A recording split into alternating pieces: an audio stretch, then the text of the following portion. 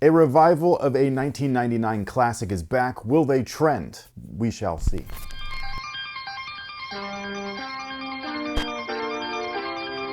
Hey, what's going on, guys? My name's Chris. Welcome back to the official WearTesters.com YouTube channel. Today we got a detailed look and breakdown on these potential bad boys right here. This is the Adidas Intimidation Low. This is actually a shoe that I can't find a ton of information on, so this is going to be an interesting one, but I will do my best. However, this is the box, nothing fancy, standard Adidas stuff. This video is brought to you guys by the good folks over at Sole Premise, and just in case you're unaware of what Sole Premise actually is, they provide premium or luxury style bags, but the catch is that they are all catering towards sneaker lovers. They have a wide variety of different options in different materials and different colors. So as an example, this guy right here is just their daily commuter bag. This is essentially just a regular backpack, but the difference is that they can hold 2 pairs of shoes in there up to size 15. Excellent. I personally love these bags because when I go on short trips, I'm able to wear 1 pair and then stick a secondary pair inside of the shoe storage. And then instead of opting to throw in a 3rd pair of sneakers, that's where I actually put my clothes.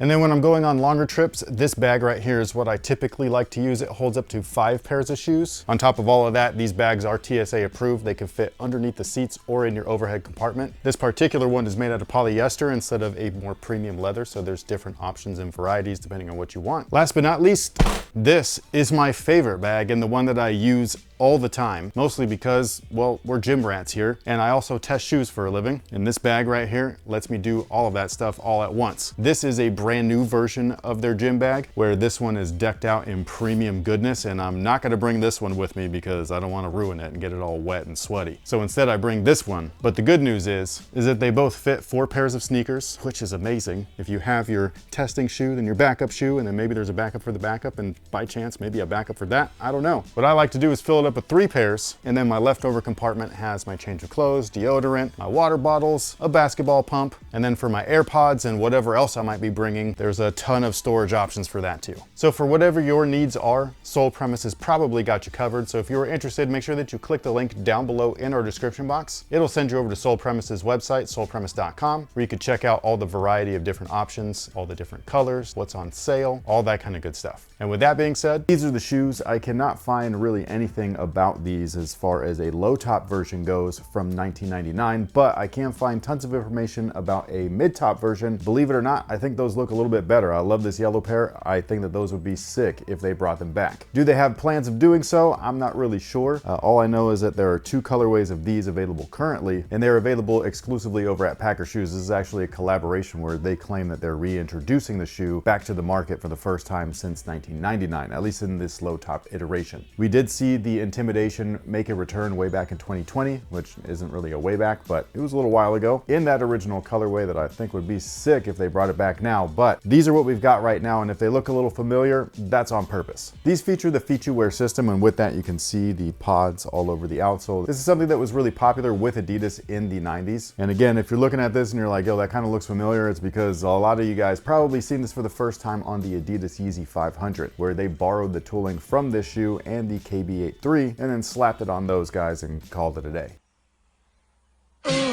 But the outsole looks really cool, and again, it's identical to that Adidas Yeezy shoe, so if you like those, then you're gonna like this. A lot of people consider that to be one of the most comfortable Yeezys. I don't know if I would necessarily agree. I don't also disagree. I just kind of don't have an opinion on that. So you're telling me there's a chance? But again, the traction is there along with a midfoot shank, an EVA midsole, and then there is Adiprene Plus, supposedly in the forefoot. Are they comfortable like the Adidas Yeezy 500? I would say yes. Is it boost level comfort?